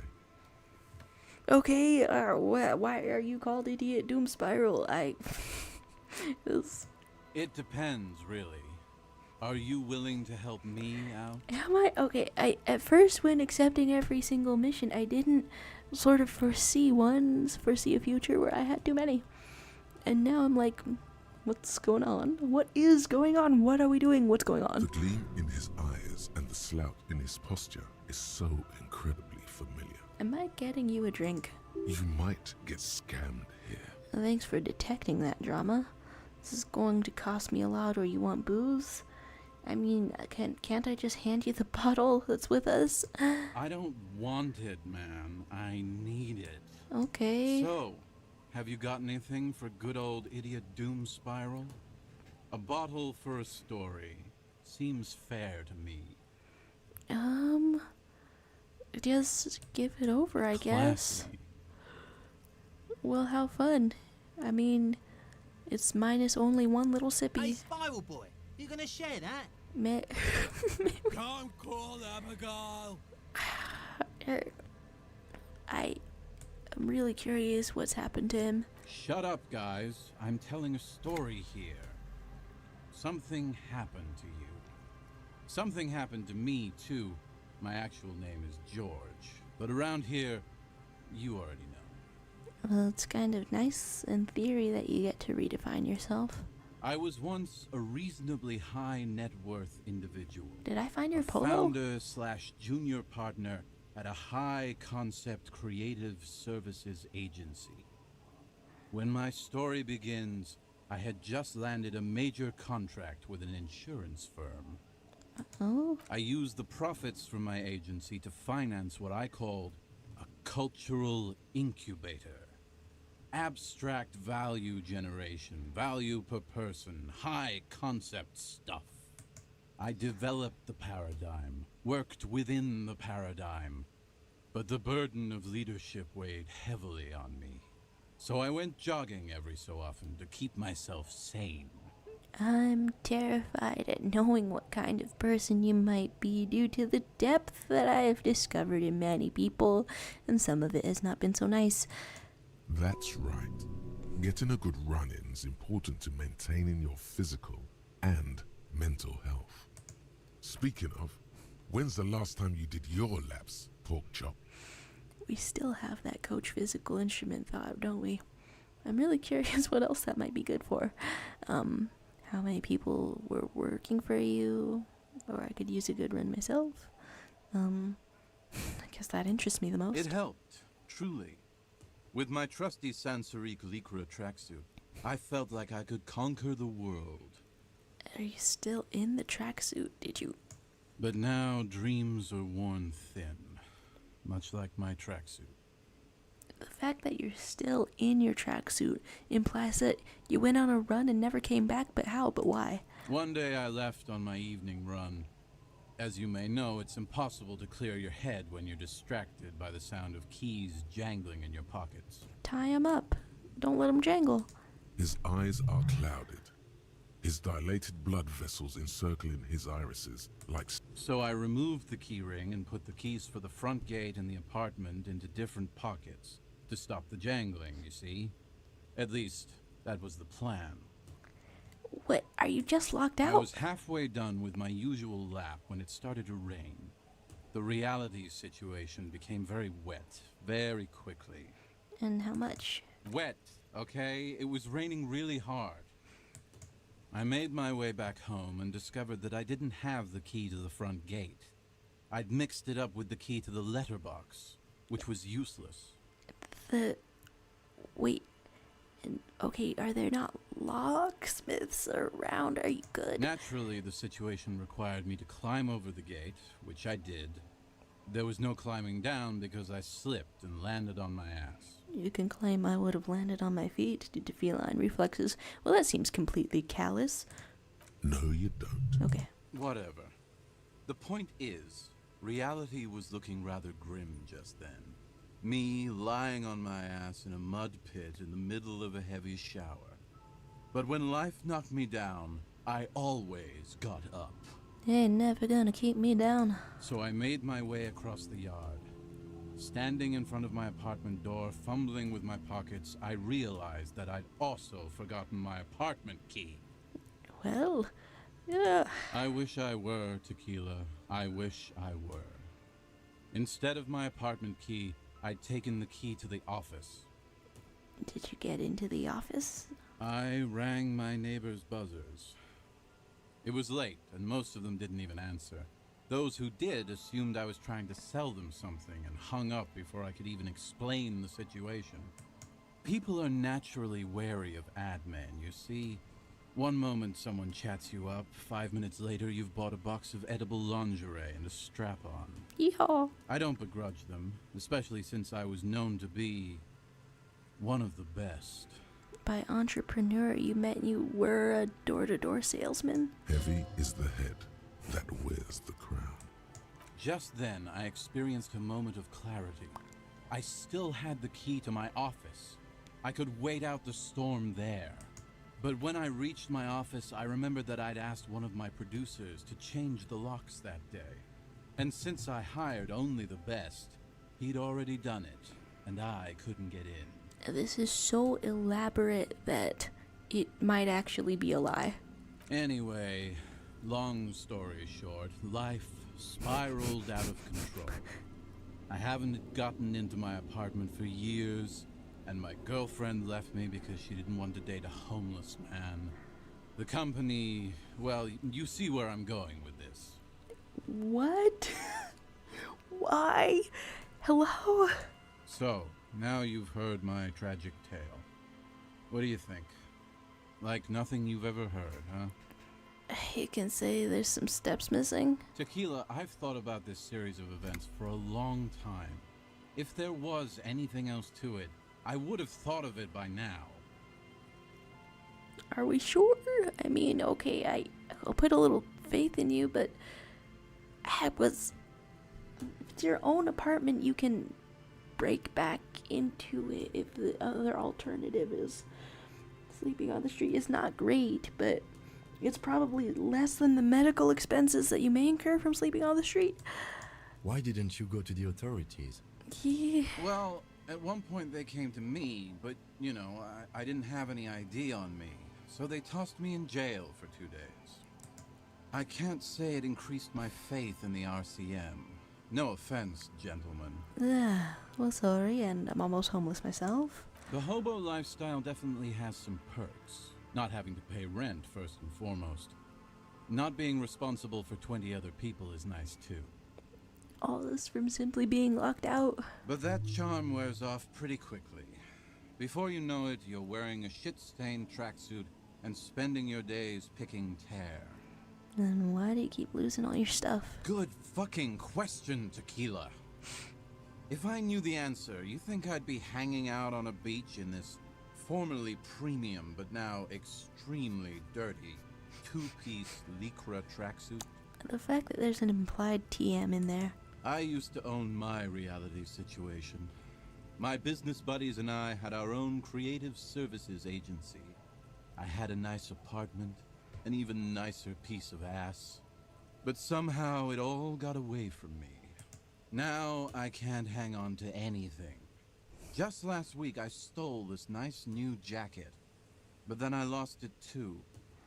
The only things I haven't lost are these two drunks. You of all people should empathize with this. Perhaps this lost jacket is something you could help with? Like, I guess I can ask about that, but I wonder if I'll be able to ask these other things later, cause like here outside of the game, I start to run short on time myself. How about a lost jacket? Tequila, it's a verifiable tragedy. It was practically brand new.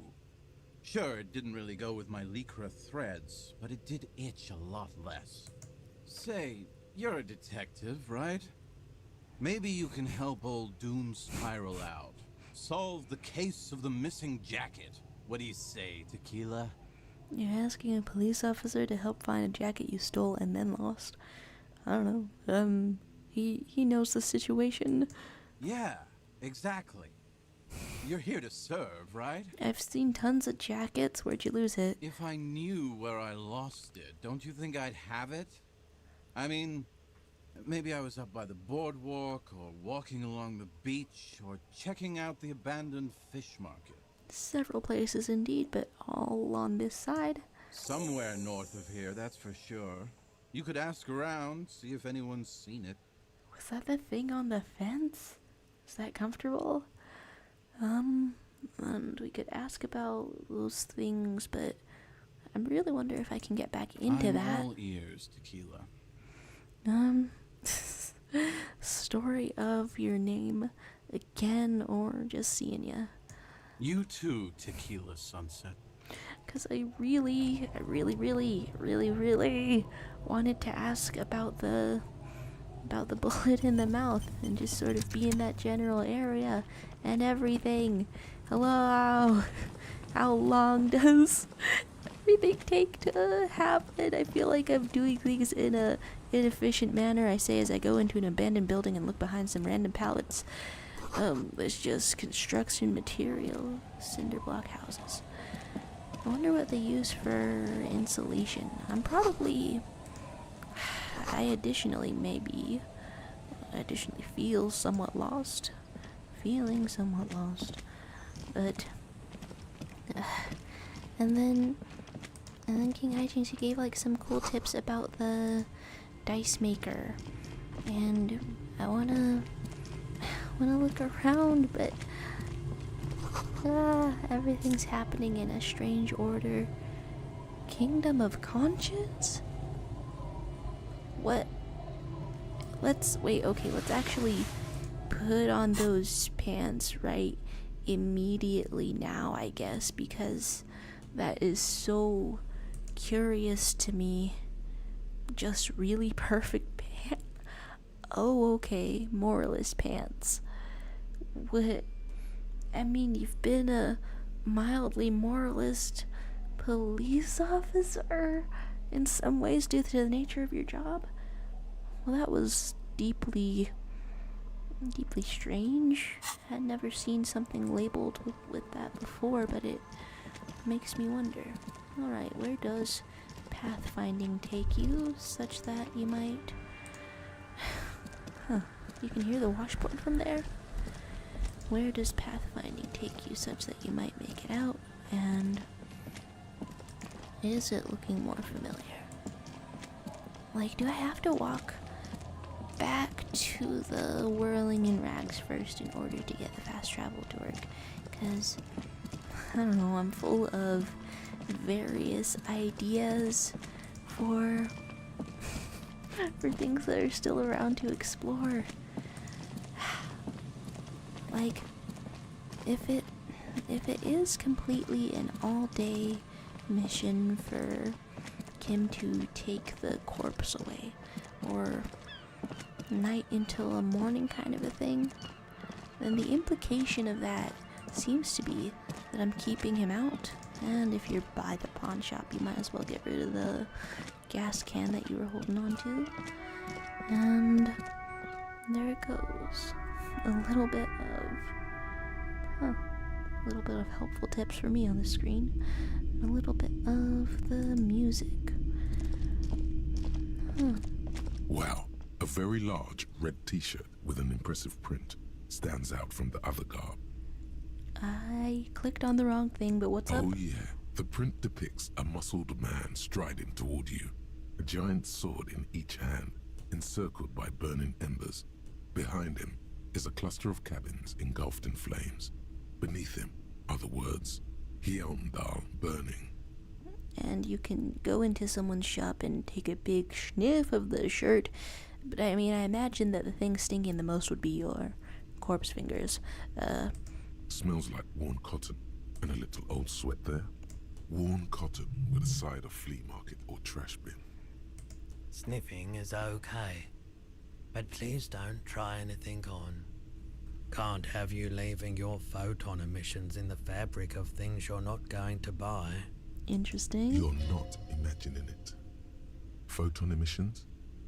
What is he talking about? Absolutely fascinating, but there's so much I want to come back and explore about. Let me know if I can help you with anything. Oh, we can ask for recordings of the Coldemama Daqua. The Coldemama Daqua? Sorry, I would never have guessed that you were that interested in ultrasonic sounds. Or birds, for that matter. I've been thinking of quitting the RCM and becoming a cryptozoologist, or have hobbies, or I wouldn't have guessed that you would know what it is. I mean, that seems to uncover the most information. That's fair. It's been a long time since my Coldemama Daqua hunting days. Once knew a group of young musicians who decided they didn't want to play music anymore, and started looking for all kinds of interesting sounds instead. Fascinating. This was before, lost touch with them after all of that. Well, it sounds cool. Cool or not, one of them was obsessed with recording the Coldemama Daqua. And he was one of those passionate people who know a lot about all kinds of strange things. So he got the rest of us to join in his search. Did you ever find it? We thought we did. We got together all these recordings of unusual sound patterns, compared them, cut them up and combined them into the Symphonia Coldemama Daqua. You can say it's not very scientific, but I mean, it sounds very artistic. That really wasn't the point. After the Symphonia, we moved on to the sounds of office supplies or something like that. And I doubt any of us would have been any good at pushing papers. Can I listen to it? Unfortunately, I don't have any recordings from my old life. None at all. But I do have a tape with some ultrasonic sounds that might be what you're looking for. Interesting. Do we really have time for this? You could say it's absolutely necessary for my research, or I heard it outside of the whirling and wanted to make sure I wasn't the only one. Has been that bird song? This recording comes from down the coast. Wasn't looking to record anything specific. Just left a recording device there one morning. How well known is this? Keep in mind, I have to slow this one down enough to make sounds well over 200 kilohertz audible to the human ear. It will be strange. Hello? As the hum grows louder, modulating but always unnaturally uncomfortably low, like it's coming not from the speakers, but also from inside your chest. Breathing is becoming difficult. There's a growing sense of dread. The sound is coming from inside you, but also surrounding you. It feels as though someone is standing just outside of your range of vision and watching you, doing this to you. He nods to you, reassuringly, just as more diverse, higher-pitched sounds, some random, some appearing to form patterns, hit your eardrums. And it's not other bird song or anything? Gulls and skewers. But shh. What's up? A new, very high-pitched shivering sound emerges amidst the others. That's it. The signal in the noise. The thin whisper. Whoa. A low range of sounds is easier to handle with a focal point, but still troubling. You are mesmerized by the sounds, but also feel nausea welling up as the motif continues, then begins to recede, dissolving in what must be the sound of water lapping at the bank.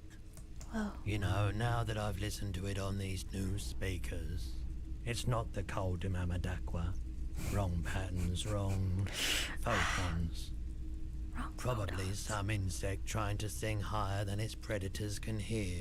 Still, fascinating, aren't they? Early morning sounds.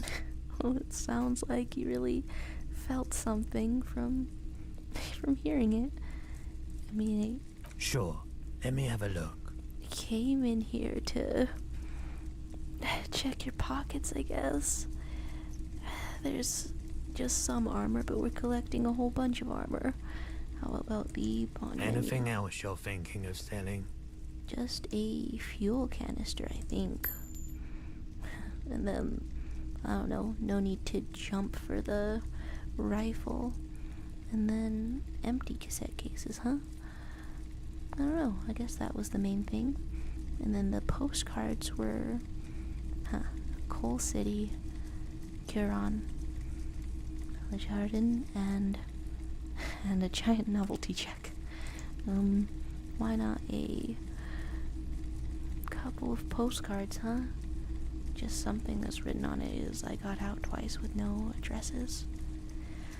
Well, that's interesting, and this one has hell written on its back. Okay, inspecting these back to back is a little bit strange. It could not be further from the truth. It's the boom years in Curon, the nicest district in Revachol West, is enjoying a sun-drenched day.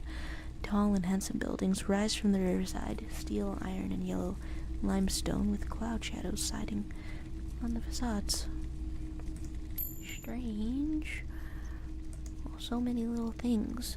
And then there's a laminated one, more than a decade after the war, and the eastern bank is renovated, and the hillsides have gardens and residences, and a beige airship by a fountain.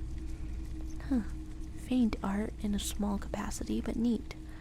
It'll sell for a pretty penny, or 34 of them, I guess. Well, and there's no need to weirdly sell some of somebody's personal photos. Another time, perhaps. And you'll get out of here. I feel like, I don't know, I wish I could get even more of my thoughts in order. I guess namely just sort of nervous about what there is to encounter with Kingon. Like, some things seem like they would be slightly better, right? Like, you're getting a little bit of a minus to, was it like 1 or 2 social interactions with Kim at your side?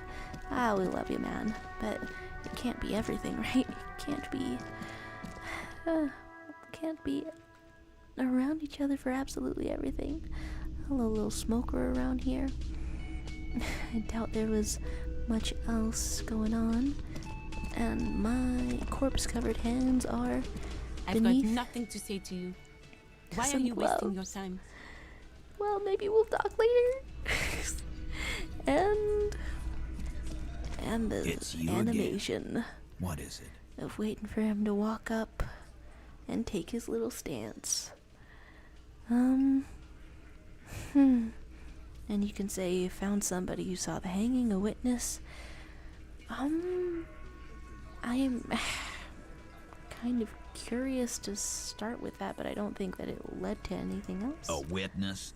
You ain't got shit.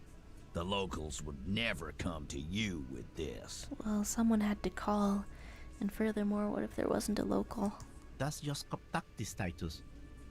Next, he's gonna tell you one of us already rolled on the others, and is in witness protection. Well, they're not a local. Well, let's hear it then. Who is your mystery fella? And you could say exactly where he's from, do a little doxing around here. I guess I'm curious to see how they react to the details. You can almost see the blood curdle in the lieutenant's veins. Miraculously, he remains silent. Not only his name, but his address. You are a goddamn menace. So, some moral intern crony. What'd he tell you? I bet he had a dead hooker situation. If he came to Martinez. Well, he went down very quietly. It's you assholes that feel the need to go around like a fucking brass band. The Hardy boys are dead silent. Well, you're less silent right now than you could be. Yeah. It's like they put cowbells on you before they send you to the streets. What's with the cowbells, policeman? You always need more cowbell. And there were 2 people of Hillpatite descent. Arabagite? Boss, I think he's trying to say me and Theo. Apparently. Well, yeah. What is confusing you? Eugene, Theo, and Elaine were there too. I already told you. We were all there. And the witness said it looked like a surreal play. That means absolutely nothing to me. Sounds like some made-up horse shit. It means the whole scene was long and drawn out, like it was from a film. Alright, I'm glad I chose this first, kind of a primer. What is this fella's problem? Sorry we didn't make it more action-packed. It wasn't the first thing on our minds, you see? But now I know you're hiding something. Shanky. It's Shanky, right? I thought there's something wrong about the lynching story. Now I know there was. Okay. You don't know shit. I know more than you think. I know you're lying, Shanky. And he writes that down in his notebook. You didn't break this wagon fort, but you did manage to rattle the people inside a bit. Well, we're not done rattling. Yes, enough of Charleville Drouin from Rue de Saint-Gelain, 33B. Full address, full address. An almost inaudible whisper from the lieutenant. Damn. Okay, In a bad maybe way? it doesn't feel like this did anything to them, but they have to be fretting a little. Everyone is afraid of witnesses. Witness is a scary word. I mean, hell, I'm wearing the dead man's boots right now, and I was scared of witnesses for that. And I found a bullet. A bullet, you say? That's mighty curious. So you were prepared for the possibility I might find it. Indeed. Mighty. How did it get there? Okay, thanks for backing us up. Well, there are so many bullets in the world, and so many heads. Okay, funny way to answer that. I guess it's only logical. At some point, one of them bullets had to end up in one of them heads. Okay. It's bound to happen again, you know? Just statistically speaking, of course. Well, that's like halfway between a threat and just vagary. Sire, it would be an event most dramatic if you were to produce the bullet and dangle it before their very eyes. Drama? I haven't heard much from you, but this is because of the shirt, isn't it? Why was this in the victim's head? Or did you guys shoot him? Or why not do a little bit of each? Wow. He's got it in a real evidence bag and all. You're really prepared for this, are ya? Why don't you go home and log it into evidence? These men have told you what happened. But there is someone missing and something added, and if you can say that you think the hanging was a cover-up from the shooting, it doesn't feel good to spill all the beans. To spill every single bean that I have. But, let's ask. You know what I think? I think he was shot in the head as a kid, and his brain grew around the bullet. Interesting medical assessment, my man. Around the bullet, man. That's a good one. All the goofing around is to avoid lying. It's a technique. They're only pretending to enjoy this. Beneath the act, they don't like you knowing this. Oh my god, okay. Empathy, some sharp detective instinct. Did you guys shoot him? Shit! I probably did shoot him. I was drunk last night. You guys know me when I'm drunk. Is that too close to a confession? But you guys have said all kinds of things. I can't even tell. Yeah, Glenn likes to shoot his guns when he's drunk. Better hope he stays sober. Sheesh. No, he meant before he was hanged. Did you shoot him before you hanged him? Well, thanks for pressing onward, Kim. Before? After? During? This is getting ridiculous. They told you what happened. Stop wasting your time. So there is one person who shot one gun and did do this. Well, we'll figure it out, but... Never been worried in my life, lawman. And he forgot his beer for a moment, huh? It's not like he blew it wide open, but there's a little crack in there, somewhere. The fact that there's... this white check keeps coming up. Oh, it's high. 83%? Kind of curious about that, because... okay, that's really weird. I mean, like, your guys' relationship seems kind of bad already. Guess I'm really wondering if I should click such a thing. I mean, I can't second guess everything, even though I feel like I've second and third guessed this. I feel apprehensive. As you look around this room full of sweaty men, swearing, drinking, spitting out tobacco, does this look familiar? Where have I seen this before? You believe the place was called Precinct 41. It was also filled with, almost exclusively, men, sitting on desks, talking shit and wasting time. You seen Apricot, old Purdue's daughter? Asks Lieutenant McCoy. Replies Torson. The ass on that one. McCoy shakes his head in appreciation. A bit strange the old man named her Apricot, but, I mean, who am I to judge? Wanna hit the kebab joint? Just sort of a picture of a boys' club. I don't know if I should have chosen this. I spent all this time feeling like establishing authority anyway would be counterintuitive to, I don't know, developing a rapport with them. Like, they've been really prickly so far, except... but I don't quite know if I disagree with what they did. So you guys really are the authority around here. You just like real cops, drinking beers and sitting around with your dicks in your hand. You've got a problem with beer now? I mean, he's trying to drop the drink a little. Not quite there yet. Push on. You can say, no, I got drunk, so drunk, I drove my car into the sea. I don't give a shit either, I'm just like you guys. No, I'm a big fan of beer and jerking off instead of helping people, or I have a beer problem, but not a problem with beer. I also have no idea how to do my job like you. Establish authority by undermining authority. Everything feels dangerous. Why not click that last one? Speak for yourself, buddy. I've been running this outfit for 10 years now. You should have seen Martinez before it started. It was like jam rock now. Alright. They didn't see shit, man. Kids getting shot. We had 3 shootings a week. Fucking graffito everywhere. You cops haven't shown up since the 30s. Alright. Congratulations on the graffiti removal. All I see is you sitting around talking about Monica's titties while there's a rape victim. Okay, picking up on what we're saying, Kim. So what? What do you want from me? We took care of that fuck. And? Don't let him drink that. One more push. Quick. Just don't antagonize him.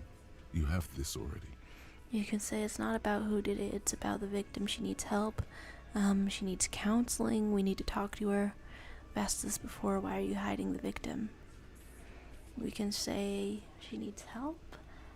That seems the most concerned, but is it convincing? I feel like I'm running off track. Titus? She stops mid-sentence. That's it. You got him. He's going to give it up, but on his terms. Okay. You wanna help her, cop? Fine. Okay. I'm gonna let you help her, but you treat her with respect. I had a terrible feeling about this check, but here we are. If you don't, if you question her, harass her, a freight train of pain, buddy. So you really think we can help her instead of just pinning her down as the sole suspect in a murder that you're all claiming responsibility for? The sacrificial lamb, so to speak, that the mercenaries would be looking for. What is her name? What's her name? Glacia, I'm on due. She's staying here at the Whirling in Rags, a real pretty one. Silvery jumpsuit, blonde. That's I'm on due, with an O-U. We met her. She's up on the roof. Shit. The girl. The girl upstairs? That can't be her. Remember what you said to her? You told her you want to have. What? Yeah, first interaction of the game. Oh, it comes back to haunt us. It's not enough that it happened. We're also going to be haunted by it. You can say, Miss Disco Dancer. Oh my God, we're headed right for it. We're headed right for it, crashing and burning. I don't have to click it first though. Sure, why not? You've probably seen her around. Okay, time to lose the cool. You inexplicably add cool after the victim's name, with your eyes bulging like some wild beast. Your fingers are fidgeting and sweat starts forming on your brow as Titus looks at you oddly. The first person you met after waking up with amnesia. Well, at least she laughed about it. Oh. I don't understand what's so cool here. Nothing. We just have a few more questions. Then we'll be on our way. We for real might not have a few more questions. It sounds like you're having a heart attack. Whatever you say, it couldn't have been that bad. Please relax. We'll try. Whatever you do, do not tell him you know her. That would sound off. You can say the rape, when was that? Or what's your relationship with her? Or I think I know her. Empathy has said something. We can listen. What's her relationship, you could ask? Relationship? There was no fucking relationship. He raped her. That's their relationship. Yeah, why would you ask that? Something is off here. His anger is possessive. Was like that karaoke incident all over again. Or like some of the other girls he was harassing. Okay, enough. All of this is irrelevant to your stated investigation. And when was it? He did it before we killed him. He's not gonna do it again. So what does it matter? Possessiveness. Oh, okay. It would help if we establish a timeline. All right. 2 weeks, maybe? I don't know. I need another beer. Do you, though? Here you go, boss. Oh, my God. What's your relationship with her? We could ask. I know her. Okay. How well do you know her? Okay. A small twitch in the corner of Kim's mouth. He has a hunch about what knowing means. Everyone keep a cool face. None of that. Okay, Well enough, Copper. We party. She's been here for a few months. Okay, so not from around here. You mean Revachol? Nah. Our Miss Aranye disco dancer is an immigrant or a drifter of some sort. Been staying over here over the winter. Don't you give her any more trouble. She's just had some bad luck, that's all. Well, y'all seem real sympathetic. Shut up, Angie. She doesn't need your help. Okay. Titus gives them both a look. They fall silent. What's with all the silences? It's like these guys don't know how to feel about this. You should keep picking at it. Fascinating. And what was up with the party she and Titus did? It sounded fun. It's really neat to see every single one of Harry's senses sort of coalescing, just sort of going to a pinpoint of focus. Well, they seemed all over the place earlier, but lately the hints and hunches have seemed really on it. You can say, you said you partied, cool, that's cool, but what did you mean? Well, establish authority immediately followed by breaking up. Ask it. What do you think I meant? Was it sex, drugs? Did you do karaoke? Sex, drugs, and karaoke. Why not make a whole list? Yes, yes, and no. Got something to say about it? That you should try karaoke? So you were close? No, we just fucked. That's all. I'm not gonna give you any details if that's what you're after. So put your dick away. Well, this has been one hell of a conversation. He really went out of his way to seem comfortable with this topic. That's all you're gonna get for now. An unexpected interrogation is never easy to roll with. He's doing a good job here. A commendable performance of I don't give a shit. I'm really getting a kick out of this mildly enhanced drama stat. As per empathy's suggestion, I can skip knowing her. Remember what I said. Freight train of pain. And you can take off. Okay, so knowing her, that's 1 point for choosing a little bit of cowardice in here. What's up? Officer, what was that? Good question. I don't know. So we're talking about it right in front of him as he like stares at us. What was what? You looked strange when he mentioned the assault victim's name.